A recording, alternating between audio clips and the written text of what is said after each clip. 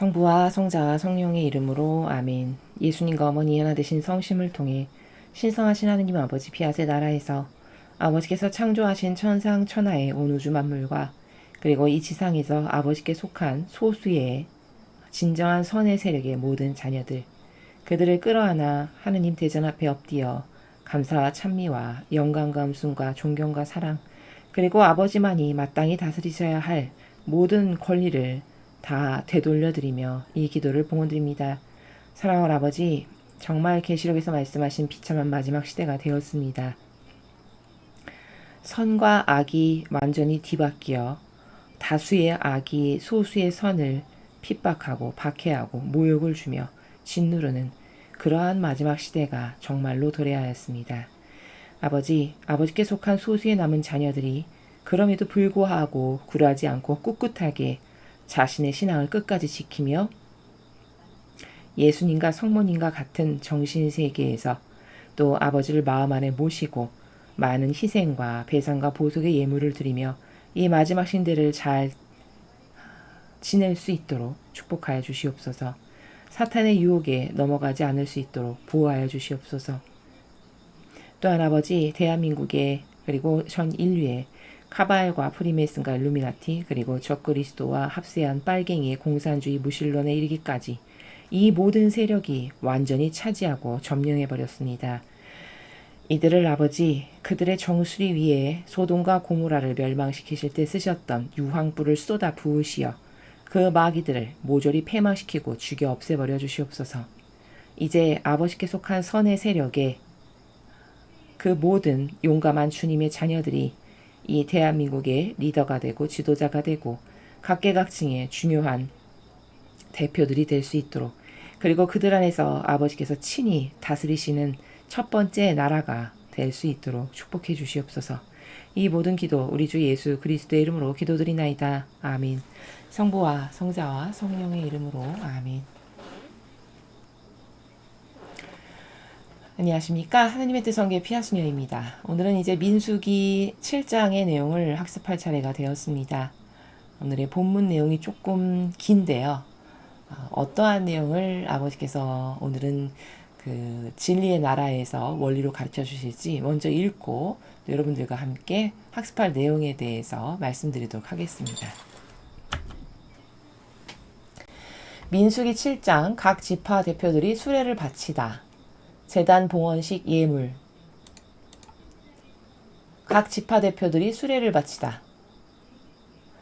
마침내 모세는 성막을 세웠다. 그 일이 끝나던 날에 성막과 거기 딸린 모든 도구, 제단과 거기 딸린 모든 도구에 기름을 발라 성별하였다. 그가 이것들의 기름을 발라 성별한 다음 이스라엘의 대표자 각 가문의 어른들이 예물을 바쳤다. 이들은 각 지파의 대표로서 등록하는 일을 맡아보던 사람들이다. 이들이 주님 앞에 예물로 가져온 것은 포장 우차 6채와 황소 12마리였다. 수레는 대표 둘에 한 채씩, 소는 각기 한 마리씩 성막 앞에 가져다 바쳤다. 그때 주님께서 모세에게 말씀하셨다. 이것은 만남의 장막 일에 쓸 것이니 너는 이것을 받아두었다가 레위인들이 각기 맡은 일을 할 때에 필요한 대로 내주어라. 모세는 그 수레와 황소를 받아 레위인들에게 넘겨주었다.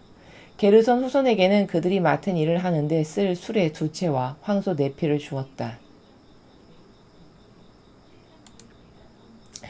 무라리 후손에게는 아론 사제의 아들 이다말의 지위를 받아가며 맡은 일을 하는데 필요한 수레 4채와 황소 8마리를 주었다. 크핫 후손에게는 그들이 맡은 거룩한 임무가 어깨에 메고 다니는 일이었기 때문에 하나도 주지 않았다. 제단 봉헌식 예물. 제단을 성별하던 날 대표들은 제단 봉헌식 예물을 바쳤다. 대표들이 예물을 제단 앞에 바치는데 주님께서 모세에게 말씀하셨다. 날마다 대표 한 사람씩 제단 봉헌식 예물로 이러이러한 예물을 바치게 하라. 그래서 예물을 바쳤는데 첫째 날 바친 사람은 유다 지파 암미나답의 아들 나흐손이었다. 그가 바친 예물은 성소의 세겔로 130세겔 나가는 은잔 하나와 70세겔 나가는 은종지 하나였다. 이 두 그릇에는 곡식 예물로서 기름으로 반죽한 밀가루가 가득 담겨 있었고 10세겔 나가는 금잔 하나가 있었는데 거긴 향이 가득 담겨 있었다. 또 번제물로는 숫소 한 마리와 순양 한 마리, 1년 된 어린 순양 한 마리, 속죄제물로는 순염소 한 마리, 신교제물로는 숫소 2마리와 순양 5마리, 순염소 새끼 5마리, 1년 된 어린 순양 5마리였다. 이것이 암미나답의 아들 나으손이 바친 예물이었다. 둘째 날에는 이사갈의 대표 수알의 아들 느다넬이 바쳤다. 그가 예물로 바친 것은 성소의 세겔로 130세겔 나가는 은잔 1개와 70세겔 나가는 은종지 1개였는데 이 두 그릇에는 곡식 예물로서 기름으로 반죽한 밀가루가 가득 담겨 있었다. 10세겔 나가는 금잔 하나가 있었는데 거기엔 향이 가득 담겨 있었다. 또 번제물로는 숫소 1마리와 순양 1마리, 1년 된 어린 순양 1마리, 속죄제물로는 순염소 1마리, 신교제물로는 숫소 2마리와 순양 5마리, 순염소 새끼 5마리, 1년 된 어린 순양 5마리였다. 이것이 수알의 아들 느다넬이 바친 예물이었다. 셋째 날에는 즈불론 후손들의 대표 헬론의 아들 엘리압이 바쳤다. 그가 바친 예물은 성소의 세겔로 130세겔 나가는 은잔 하나와 70세겔 나간 은종지 하나였다. 이 두 그릇에는 곡식 예물로서 기름으로 반죽한 밀가루가 가득 담겨 있었고 10세겔 나가는 금잔 하나가 있었는데 거기엔 향이 가득 담겨 있었다. 또 번제물로는 숫소 1마리와 순양 1마리, 1년 된 순양 1마리, 속죄제물로는 순염소 1마리, 신교제물로는 숫소 2마리와 순양 5마리, 순염소 새끼 5마리, 1년 된 어린 순양 5마리였다. 이것이 헬론의 아들 엘리압이 바친 예물이었다. 넷째 날에는 르우벤 후손들의 대표 스데울의 아들 엘리술이 바쳤다. 그가 바친 예물은 성소의 세겔로 130세겔 나가는 은잔 하나와 70세겔 나가는 은종지 하나였다. 이 두 그릇에는 곡식 예물로서 기름으로 반죽한 밀가루가 가득 담겨 있었고 10세겔 나가는 금잔이 하나 있었는데 거기엔 향이 가득 담겨 있었다. 또 번제물로는 숫소 1마리와 순양 1마리, 1년 된 어린 순양 1마리, 속죄제물로는 순염소 1마리, 신교제물로는 숫소 2마리와 순양 5마리, 순염소 새끼 5마리, 1년 된 어린 순양 5마리였다. 이것이 스델의 아들 엘리술이 바친 예물이었다. 다섯째 날에는 시몬 후손들의 수령 수리사떼 아들 슬루미엘이 바쳤다. 그가 바친 예물은 성소 세겔로 130세겔 나가는 은잔 하나와 70세겔 나가는 은종지 하나였다. 이 두 그릇엔 곡식 예물로서 기름으로 반죽한 밀가루가 가득 담겨 있었고 10세겔 나가는 금잔이 하나 있었는데 거기엔 향이 가득 담겨 있었다. 또 번제물로는 숫소 1마리와 순양 1마리, 1년 된 어린 순양 1마리, 속죄제물로는 순염소 1마리, 신교제물로는 숫소 2마리와 순양 5마리, 순염소 새끼 5마리, 1년 된 어린 순양 5마리였다. 이것이 수르사떼 아들 슬루미엘이 바친 예물이었다. 여섯째 날에는 가드 후손들의 대표 드우엘의 아들 엘라샵이 바쳤다.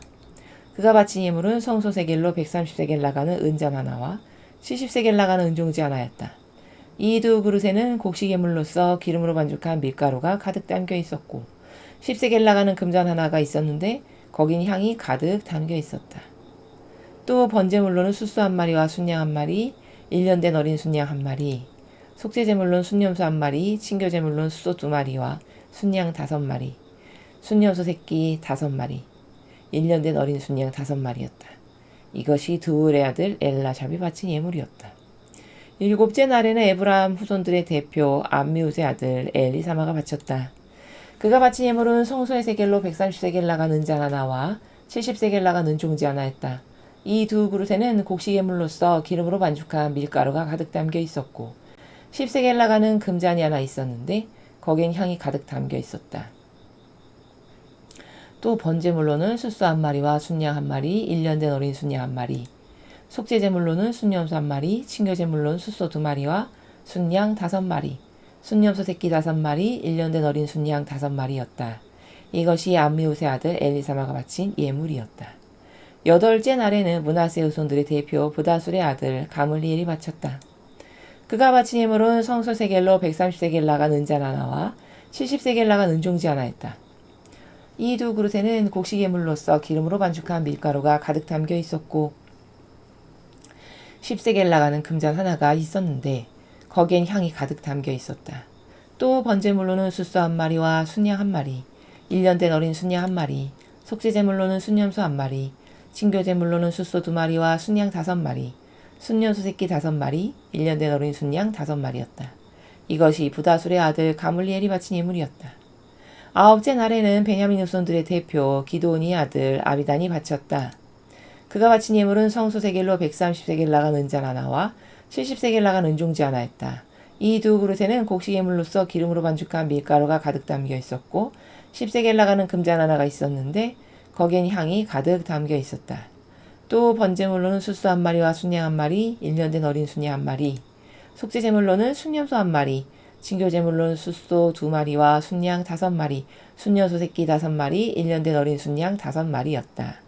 이것이 기드온의 아들 아비단이 바친 예물이었다. 열째의 날에는 단 후손들의 대표 암미사떼 아들 아히에젤이 바쳤다. 그가 바친 예물은 성소세겔로 130세겔 나간 은잔 하나와 70세겔 나간 은종지 하나였다. 이 두 그릇에는 곡식 예물로서 기름으로 반죽한 밀가루가 가득 담겨 있었고 10세겔 나가는 금잔 하나가 있었는데 거기엔 향이 가득 담겨 있었다. 또 번제물로는 숫소 한 마리와 순양 한 마리, 1년 된 어린 순양 한 마리, 속죄제물로는 순염소 한 마리, 신교제물로는 숫소 2마리와 순양 5마리, 순염소 새끼 5마리, 1년 된 어린 순양 5마리였다. 이것이 암미사떼 아들 아히에젤이 바친 예물이었다. 11째 날에는 아셀 후손들의 대표 오그란의 아들 바기엘이 바쳤다. 그가 바친 예물은 성소세겔로 130세겔 나가는 은잔 하나와 70세겔 나가는 은종지 하나였다. 이 두 그릇에는 곡식 예물로서 기름으로 반죽한 밀가루가 가득 담겨 있었고 10세겔 나가는 금잔 하나가 있었는데 거긴 향이 가득 담겨 있었다. 또 번제물로는 숫소 한 마리와 순양 한 마리, 1년 된 어린 순양 한 마리, 속죄제물로는 순염소 한 마리, 신교제물로는 숫소 2마리와 순양 5마리, 순염소 새끼 5마리, 1년 된 어린 순양 5마리였다. 이것이 오그란의 아들 바기엘이 바친 예물이었다. 12째 날에는 납달리 후손들의 대표 에난의 아들 아히라가 바쳤다. 그가 바친 예물은 성소세겔로 130세겔 나가는 은잔 하나와 70세겔 나간 은종지 하나였다. 이 두 그릇에는 곡식 예물로서 기름으로 반죽한 밀가루가 가득 담겨 있었고 10세겔 나가는 금잔이 하나 있었는데 거기엔 향이 가득 담겨 있었다. 또 번제물로는 숫소 한 마리와 순양 한 마리, 1년 된 어린 순양 한 마리, 속죄제물로는 순염소 한 마리, 신교제물로는 숫소 2마리와 순양 5마리, 순여소 새끼 5마리, 1년 된 어린 순양 5마리였다. 이것이 에난의 아들 아히라가 바친 예물이었다.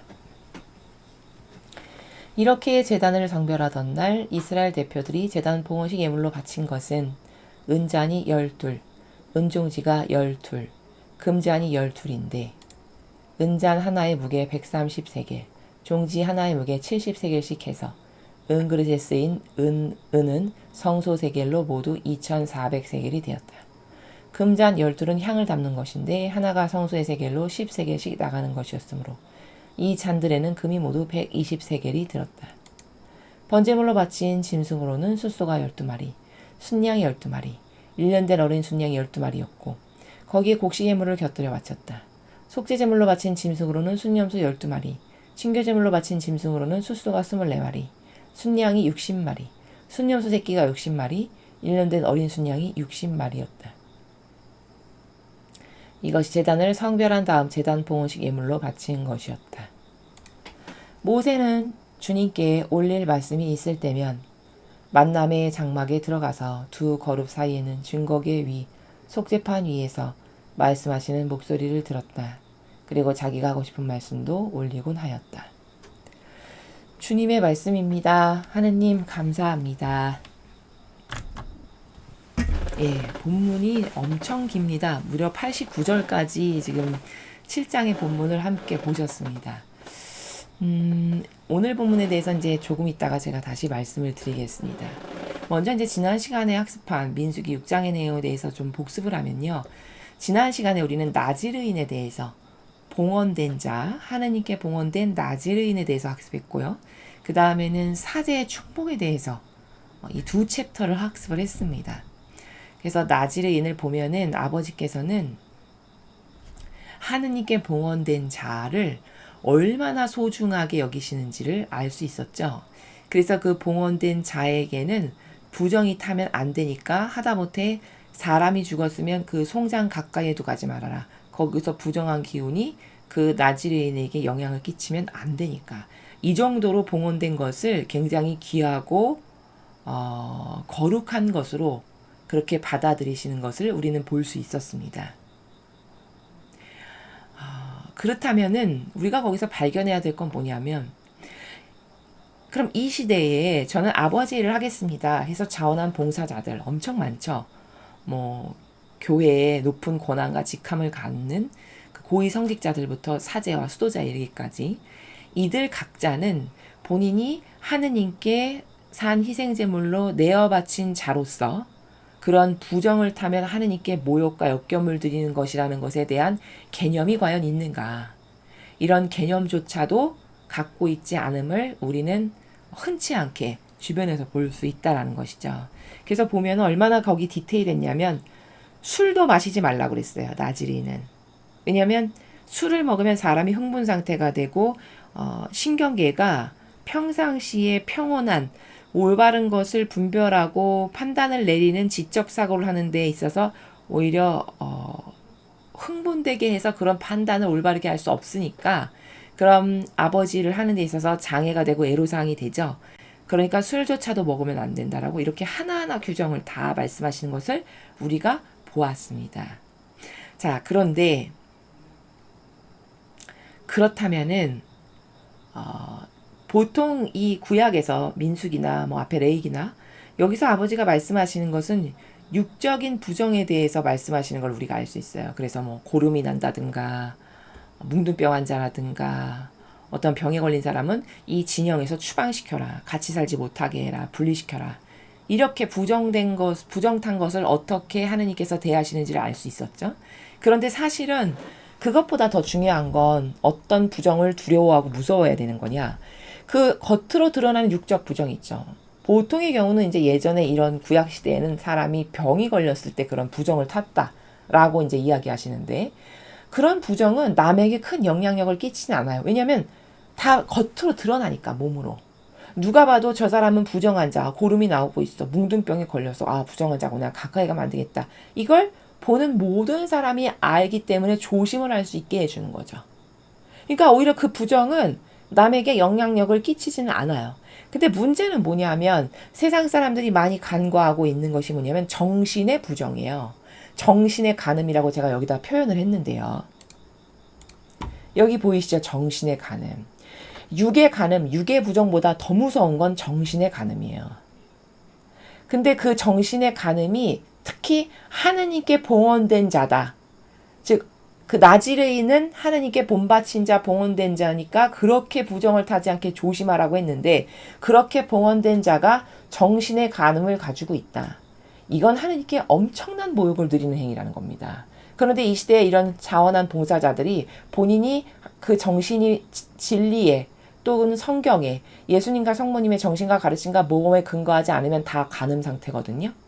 그것에 근거해서 무엇을 생각하고 말하고 행하지 않으면 이미 다 간음된 상태예요. 근데 그 간음이 하느님께 모욕이나 역경을 드리는 것이다라는 것에 대한 인지조차 없다는 거죠. 그리고 그 인지가 없다라는 것을 우리는 이 현대사회를 살면서 아주 리얼하게 알 수 있는 게 뭐냐. 교황권이 하는 모든 행위들, 성경과 다른, 여러분 아시죠? 뭐 파차마마를 그 제단 앞에 갖다 넣었다든가, 아버지는 동성애자를 소돔과 고모라 때 보니까 멸망시키고 패망시키시는데 그들을 뭐 그들의 사랑을 보라는 둥, 축복을 해주라는 둥, 하나님하고는 다른 이런 악을 오히려 두둔하고 옹호하고 그 악의 편을 드는 이런 것을 보면 얼마나 정신의 간음이 심각하게 되어 있는가라는 걸 알 수 있죠. 그렇죠? 그런데 그렇게 정신의 간음이 이미 심각하게 온몸에 뻗쳐있고 사고방식 안에 뻗쳐있지만 가톨릭 신자 누구도 그 교황권의 그런 발언에 대해서 야, 저건 정신이 엄청나게 간음되어 있는 악이구나, 사탄이구나, 이렇게 인지하는 사람이 거의 없다는 거예요. 극소수라는 거죠. 그 정도로 정신의 간음에 대한 경각심, 저게 얼마나 하느님께 모욕과 역경을 드리는 것인가에 대한 개념이 없는 것이죠. 게다가 이 정신의 간음이 또한 무서운 건 뭐냐면 육적 간음은 다 드러나고 보이는 거니까 분리시키면 되고 추방하면 되고 다 이렇게 바로바로 어떤 그 손을 쓸 수 있죠. 그렇죠? 근데 정신의 간음은 알지를 못해요, 사람들이. 왜냐? 진리를 모르니까. 그렇죠. 그러니까 퍼져나가기가 너무 쉽고 침투되기가 너무 쉬워요. 그리고 더 무서운 건 뭐냐? 침투되었어도 몰라요. 내가 저 간음에, 저 마귀의 사고방식 안에 노출돼서 지금 내 안에 마귀의 사고방식이 들어왔다는 걸 인간이 아니야 모른다는 겁니다. 그렇죠. 이러니까 더 무서운 거고 더 큰일 난 거죠. 그래서 하느님은 부정 타는 걸 그 정도로 경각심을 가지신다라는 것을 지난 시간에 학습했고, 그렇다면 정신의 간음은 얼마나 몸서리 치듯이 주의해야 되고 이것을 피해야 되고, 그 정신의 간음이 내가 영향을 받지 않으려면 그 마귀의 세력과 하나 되거나 동조되면 바로 즉각적으로 그 정신 안에 살아가는 마귀가 나에게도 전이 되죠. 이런 것에 대한 개념이 없다는 겁니다. 그래서 제가 정말 반복적으로 많이 말씀드리지만 사고방식의 전이는 정말 무서운 거예요, 여러분. 그 사고방식이 전이 됐다라고 해서 본인이 알지도 못하거니와 그 한 번 전이 돼서 나에게 그 사고방식이 왔잖아요. 그걸 누가 고쳐줄 겁니까? 누가 뽑아줄 겁니까? 그 마귀를. 뽑아줄 사람도 없어요. 그럼 그냥 한평생 나는 마귀 하수인으로 마귀적 사고방식만을 하다가 죽게 되는, 이런 형편에 지금 처해 있는 거거든요. 영적 환경이요. 근데 이런 심각성을 모르고 많은 이들이 간과하고, 심지어 이 정신의 간음의 온상인 그 악의 세력에게 가서 안수받고 하나 되고 협력하고 동조하고 이렇게 하고 있으면 거기에 얼마나 전이가 잘 될까요? 그렇죠. 이 영의 세계는 0.1초 만에 전이 됩니다. 그 0.1초 안에 전이됨을 예수님은 성경에서 이미 다 가르쳐 주셨고 말씀하셨어요. 본질의 세계는 그 정도로 전이가 빠른 거예요. 그런데 눈에 안 보이니까 전이 됐는지도 모르고 한 번 전이 됐어. 그럼 그걸 뽑아낼 수도 없어요. 왜? 보이지가 않으니까. 이렇게 무서운 겁니다. 이게 너무 쉬운 게, 여러분 중국이나 북한에서 태어나서 나고 자란 사람들을 보세요. 그들이 그 체제에 대한 것이 깨질 때 그들은 그 깨져가지고 여기 탈북해온 사람은 엄청난 행운한데, 그들이 그 깨졌을 때 문화적 충격을 얼마나 받았는지를 증언하는 것을 제가 가끔 유튜브에서 봐요. 그 탈북민들이 말씀하시는 거를. 그게 깨질 때 엄청난 충격이라고 하나같이들 말하거든요. 그럼 그게 도대체 왜 충격일까? 이미 이 사고방식 안에 거기서 나고 자라고 보고 들은 것으로 온통 도배가 됐겠죠, 사고방식이. 그 사람에겐 그게 진실이고 사실인 거예요. 근데 해외에 나가서 보니까 객관적인 인터넷 사이트에서 자료를 찾아보니까 자기가 알고 있는 모든 세상이 다 가짜였어. 얼마나 충격이 클까요? 여러분 생각해 보세요. 여러분이 나고 자라고 엄마라고 아버지라고 믿고 살았는데 어느 날 눈을 떠보니까 그 모든 게 다 가짜였다라고 생각을 해보십시오. 충격이 얼마나 클지. 그렇죠. 그리고 그것을 뽑아내기가 얼마나 어렵겠습니까? 그러니까 운이 좋아서 서양 문물을 접한 외교관들이 주로 탈북자가 많은 것은 그들이 객관화된 진실을 바라볼 환경적 요소가 더 좋죠. 왜냐하면 외국에서 외교관을 하니까. 그러니까 잘 깨지니까 기존에 자기가 갖고 있던 그 정신세계에서 옳다라고 믿었던 게 가짜라는 것이 깨질 확률이 높으니까 그들이 탈출할 확률이 높은 거지. 아예 북한에서 나고 자라고 태어나고 먹고 자고 거기서 뿌리박고 산 사람은, 누가 만약에 당신네 체제와 집단이 이렇게 잘못된 거고 그건 마귀고 거기서 살면 너는 희망도 없고 비전도 없고 이렇게 말하잖아요. 그러면 오히려 그 사람을 공격할 겁니다. 그럼 이게 뭘까요? 그렇게 무언가에 쇠뇌당했다는 것, 악에게 완전히 점령당했다는 건 그 정신의 간음은 너무너무 무서운 거예요. 그래서 우리는 이 정신의 간음을 피하기 위해서는 죽어라고 성경만을 믿고 따르고 진리만을 배우고 그 진리가 제 사고방식이 되게 해주세요. 끊임없이 외치고 끊임없이 갈망하고 성모님께 내 자신을 봉헌하고, 이렇게 해서 이 마귀 세상으로부터 보호하지 않으면 우리도 별반 다르지 않게 금세 마귀 도구 되고 마귀적 사고방식을 할 수밖에 없다. 엄청 중요한 겁니다. 경각심을 가지셔야 된다라는 거고요. 지난 시간에 배운 두 번째 내용은 사제의 축복인데, 그 사제의 축복 파트에서 제가 굉장히 민감한 부분에 대해서 말씀을 드렸어요.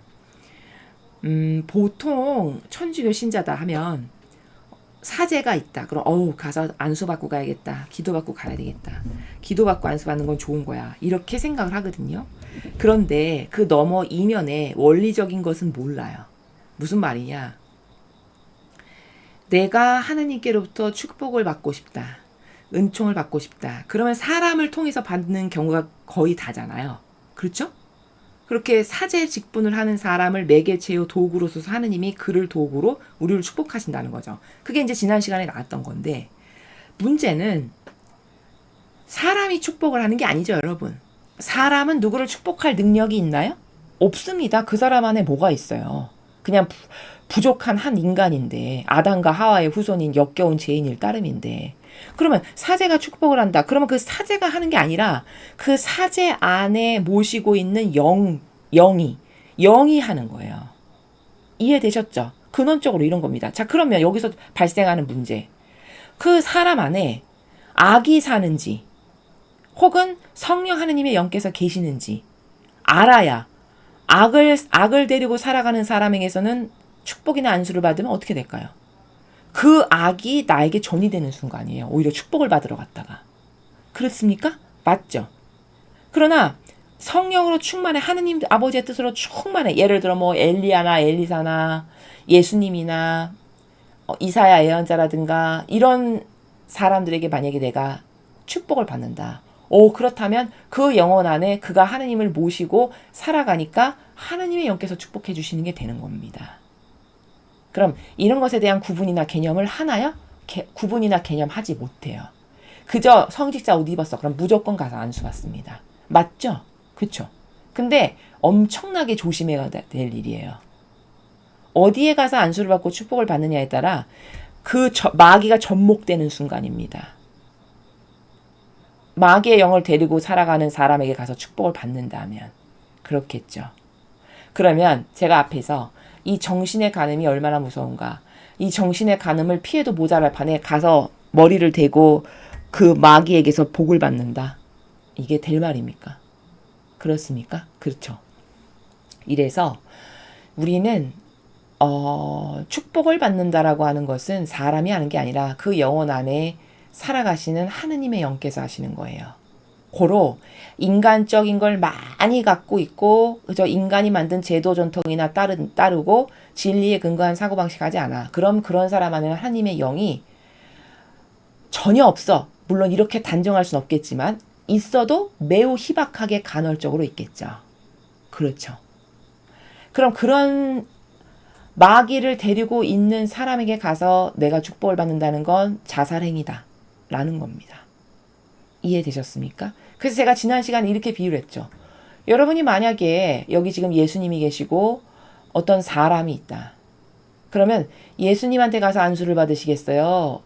수도자 옷을 입은 사람에게 가서 안수를 받으시겠어요? 아마 100이면 100명 다 예수님에게 가서 받는다고 할걸요. 그럼 왜 그럴까요? 왜 여러분은 예수님에게 가서 받고 싶으세요? 이렇게 대답하실 거예요. 아니 예수님에게 받는 게 당연하지. 예수님이니까. 이렇게 대답하시면 안 돼요. 이렇게 막연하게. 진리는 과학보다 더 정확한 팩트니까 논리 정연하게 딱딱 답할 수 있어야 해요. 왜 예수님에게 우리가 받고 싶은 거냐면요. 예수님 안에는 아버지의 영이 리얼하게 100%로 계세요. 왜? 아버지랑 완전히 하나 되셨기 때문에. 그렇죠? 그러니까 예수님께 가서 안수를 받으면 100% 하느님의 영이 나를 축복하시는 거예요. 그러나 사람에게 가서 받는다. 그러면 거기 따져볼 것이 굉장히 많아요. 저 사람이 과연 누구와 하나 된 사람인가? 이것부터 따져봐야 돼요.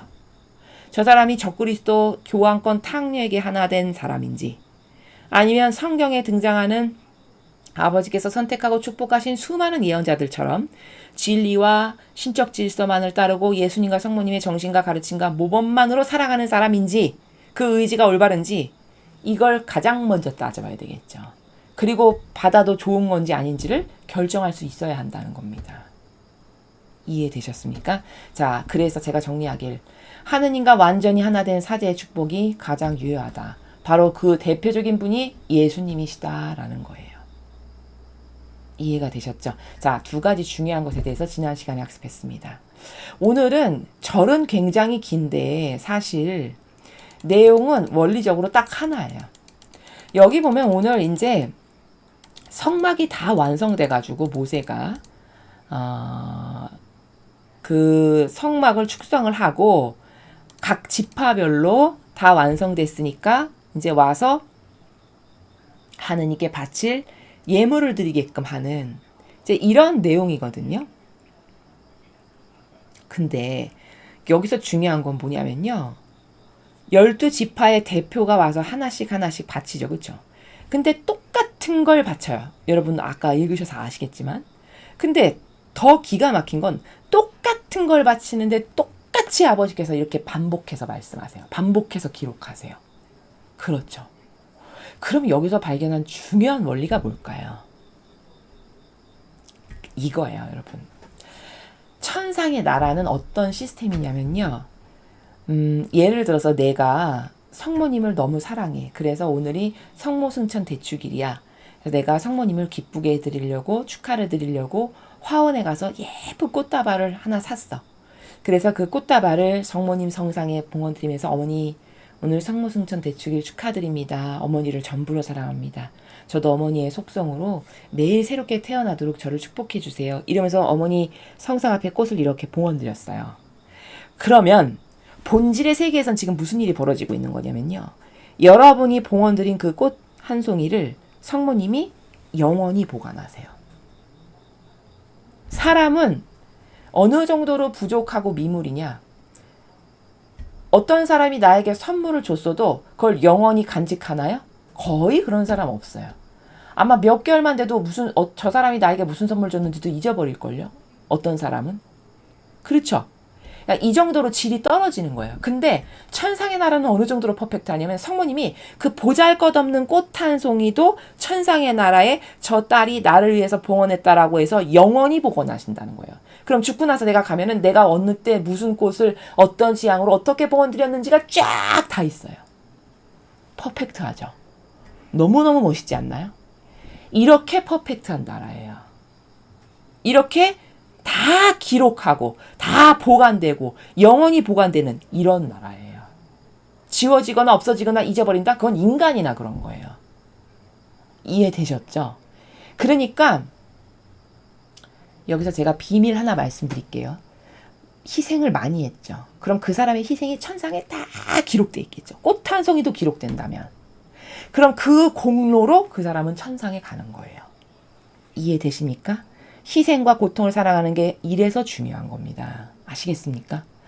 자, 그러면 이런 원리인데 천상의 나라가 이런 메커니즘이고 이런 시스템인데 그렇기 때문에 오늘 하느님도 이들이 12지파가 각 지파별로 대표가 하나씩 아버지께 이런 걸 바쳐드립니다라고 갖고 왔는데 일일이 하나 똑같은 걸 바치는데 불필요한 것처럼 느껴지는데도 불구하고 우리 생각에는 하나하나 똑같은 건데도 다 기록하시죠. 무려 89절이 될 때까지.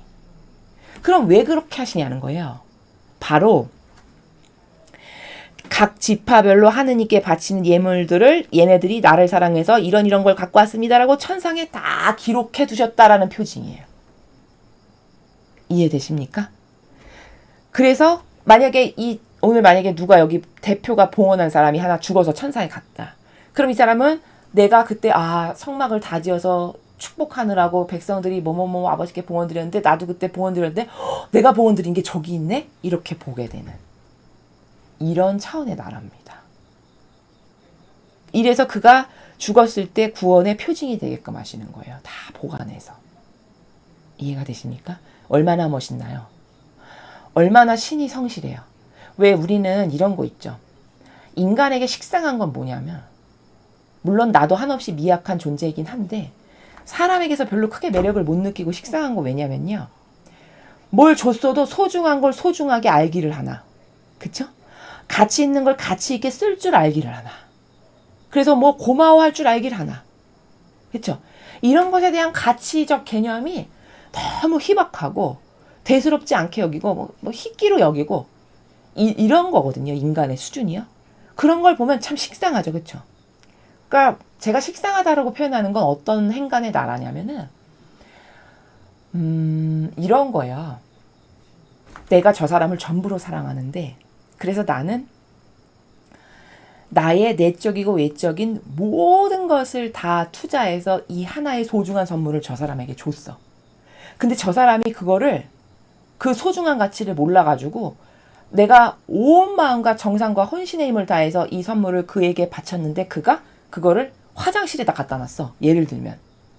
그럼 얼마나 실망이 클까요? 맞죠? 그쵸? 그걸 진짜 그러니까 이런 거예요. 가치적 존재라는 거는 그 선물을 볼 때마다 이 사람이 나를 위해서 이걸 손배하기 위해서 이런 희생했겠구나. 이런 희생했겠구나. 어떤 이런 것을 되새김도 할 줄 알고 그런 것을 가치를 곱씹어 볼 줄도 알고 그래서 시간이 지날수록 그 선물을 더 고귀하게 여길 줄 알고 그래서 이걸 쓰다듬고 이렇게 해서 비록 시간이 오래돼서 낡았어도 그 가치 때문에 그걸 버리지 않고 소중하게 보관하는 예를 들면 어떤 이런 것이 있을 때 그럴 때 그 사람은 좀 가치를 아는 사람이고 의미를 아는 사람이거든요. 근데 현대인은 이런 가치나 의미를 아는 것을 오히려 고리타분하다고 여겨요. 그럼 얼마나 천상의 나라하고 거리가 먼 건가요? 사고방식이. 제가 지금 말하는 뉘앙스를 잘 알아들으셔야 돼요. 그래서 저는 가끔 이런 거 봐요. 어떤 분들은 부모님이 이제 돌아가셨는데 그 부모님이 살아생전에 입으셨던 잠바, 옷가지들을 본인이 70이 다 되셨는데도 안 버리세요. 그러면 제가 가끔 이거 이렇게 너무 낡았는데 이거 이제 버리셔도 되시지 않아요? 이렇게 여쭤보면 그 어른이 뭐라고 말씀하시냐면 버릴 수가 없어. 내가 그 잠바에서 아버지 채취를 느끼거든. 이렇게 말씀하세요.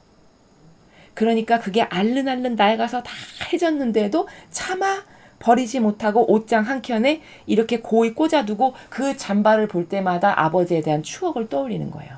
얼마나 아름답습니까? 이 정신세계가. 안 아름답습니까, 여러분? 이게 인간다운 거예요. 그럼 여러분, 요즘 젊은 사람들이나 진리를 모르는 세상의 사람들에게 이런 정신세계가 있을까요? 저는 거의 없다라고 생각해요. 아마 오히려 그렇게 낡고 추레한 잠바 갖고 있으면 이거 먼지 날리고 더럽게 여기다 왜 걷어놨어 갖다 버려 이러면서 확 버릴걸요? 거의 대다수는 그렇겠죠. 그렇죠? 이런 사람하고는 천상의 나라가 이런 천상의 나라는 수많은 아름다운 가치와 의미의 존재들로 가득 찬 나라인데 이런 것을 이해할 수 있냐? 이런 것을 소홀히 여기고 하찮게 여기고 되게 뭐 별거 아닌 것으로 폄하하는 이런 수준으로 여길 거라는 거죠. 이러면 하느님의 사고방식을 따라가긴 어려워요. 이렇게 일회성이고 그저 편의주의고 그저 물질 만능주의고 요즘 사람의 다 거의 대다수가 이렇잖아요. 이런 식으로 산다. 그럼 그런 사람에게 소중한 가치가 그 사람에게 소중한 가치가 있겠어요? 아니면 지키고자 하는 사랑이 있겠어요? 그런 사람에게. 그렇죠. 그러나 제가 좀 전에 예시를 든 그 어떤 한 어르신의 그 모습을 보면서 저는 진짜 아름답다고 생각했거든요. 그래. 저렇게 부모님이 돌아가신 지 이미 수십 년이 됐지만 그 작은 물건 하나에서도 어머니의 채취를 느끼고 아버지의 채취를 느끼면서 다시금 그 어머니와 아버지를 정신세계에서 만나고 또 그때 불효했던 것은 마음속으로 기도도 하시겠죠. 제가 그때 이렇게 불효한 거 엄마 용서해 주세요. 아버지 용서해 주세요. 얼마나 아름답습니까? 그쵸? 이런 걸 정신세계를 향유하는 사람만 할 수 있어요. 제가 지금 이런 단적인 얘기를 왜 하느냐. 현대사회는요. 이런 의미의 가치를 몰라요. 그럼 그런 의미의 가치를 모르는 사람과 이런 신적 질서의 정신세계를 논할 수는 없는 거예요. 왜? 다 고리타분하다고 여기고 별로 뭐 기호나 구미에 당기지 않을 테니까. 맞죠? 그러나 천상의 나라는 제가 지금 말씀드렸죠. 성모님이 꽃 한 송이를 저 딸이 나에게 갖고 왔는데 그걸 영원히 보관하시는 나라예요. 얼마나 아름다운 가치와 의미의 세계입니까? 그렇죠. 그럼 나도 그런 가치와 의미를 소중히 여길 줄 알고 누군가가 나에게 사랑스러운 소중한 존재면 그 소중한 존재에게 끝까지 신의를 지킬 줄 알고 이런 게 있나요? 그런 게 없으면 천상의 나라하고는 나는 속성이 많이 다른 거예요. 아시겠습니까? 그래서 오늘 이렇게 89절에 이르기까지 무슨 지파가 뭘 바쳤고 똑같은 걸 바치는데도 죄다 기록을 하는 건 그 각각의 지파별로 하느님께 사랑의 마음으로 희생을 해서 이렇게 다 나에게 얘네들이 이걸 가져왔습니다. 사랑의 선물로 줬습니다를 천상에 기록하시는 그 원리가 숨겨져 있는 거고 그래서 그 모든 것들이 천상에는 이렇게 의미로 빼곡하게 있는 나라라서 만약에 그 영혼이 죽고 나면 자기가 지상에서 살아있을 때 하느님께 어떤 아름다운 의미를 드렸는지를 훤히 펼쳐서 볼 수 있는 그런 나라다 라는 것을 우리가 알 수 있습니다. 자, 그러므로 이 시대도 이런 아름다운 가치 있는 의미를 소중히 여길 줄 알고 또 내가 그런 의미적 존재로 하느님을 닮은 모상으로서 창조됐다라는 것을 자꾸 곰씹고 되씹으시면서 그런 의미적 존재로서의 가치를 내가 발휘하고 살아가고 있는가? 아니면 나는 그런 나의 창조의 아름다운 속성이 다 지금은 뭉개져서 없어진 건 아닌가? 이런 것을 좀 점검해 볼 필요가 있죠. 그러니까 의미라는 것을 조금 일상생활에서 확대해서 적용해 말씀드리면 가족 간의 관계도요. 돈독해질 수 있는 건요. 순전히 이 의미 때문이에요. 물론 사람이 부족하니까 다툴 수도 있고 싸울 수도 있지만 그럼에도 불구하고 가족끼리는 반드시 아버지 뜻 안에서 하나 되어야 한다라는 건 뭐냐면 그래 나에게 그래도 저 사람이 전부지. 예를 들면 부부관계라면 그래 나에게 아버지께서 하나 되라고 맺어주신 관계지. 그래 저 사람이 나의 전부지. 이런 의미를 곱씹어 볼 줄 아는 사람일 때 불구하고 많은 고통에도 불구하고 희생할 것이 많음에도 불구하고 그 가족의 사랑을 지켜나갈 수 있는 거거든요. 이런 건 이런 의미의 가치를 아는 사람만 지킬 수가 있는 거죠. 그쵸? 근데 마치 인스턴트 식품 먹듯이 뭐 달면 삼키고 쓰면 뱉고 싫으면 버리고 또 새로 사고 이런 사고방식으로 아예 농후하다. 그런 사람은 가족 간에서도 그 고통이 좀만 다가오면 다 뿔뿔이 흩어지고 버리고 너는 너 나는 나 살고 이렇게 되는 게 다 그래서 사고방식의 문제에서 기인한다는 겁니다. 이해가 되시나요? 그래서 아버지의 나라는 이렇게 성모님이 꽃 한 송이도 보관하시는 나라다. 순전히 의미의 나라고 그 모든 아름다운 하느님을 위한 의미들이 다 나의 공로로 보관되는 나라다. 그렇다면 난 이 지상에서 살 때 하느님께 어떤 그런 아름다운 의미와 공로와 희생을 드리고 있는가 내가 지금. 그 절호의 찬스에 살아있을 때만 할 수 있는 그 절호의 찬스를 내가 지금 놓치고 있는 건 아닌지 이런 것들을 꼭 점검해 보시고 개선하실 수 있으면 좋겠습니다. 이상으로 민수기 7장 해설 강의를 마치겠습니다. 감사합니다.